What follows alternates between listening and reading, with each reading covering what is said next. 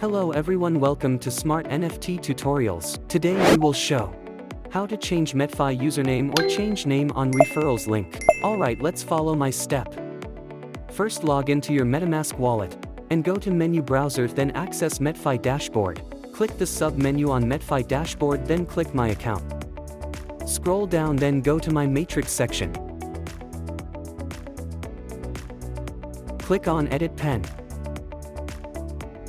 Type your name in the field, should be in English, and number.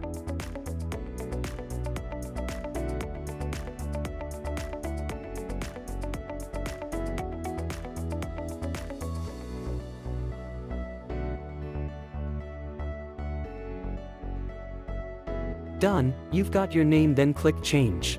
MetaMask will send your transaction to blockchain and you need pay some gas fee with BNB. Click confirm for change your username.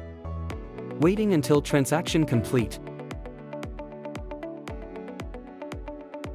All are set. Your username and referrals link has changed. After you change username on metfi account in DApp, you need check again on sub menu and my account menu again.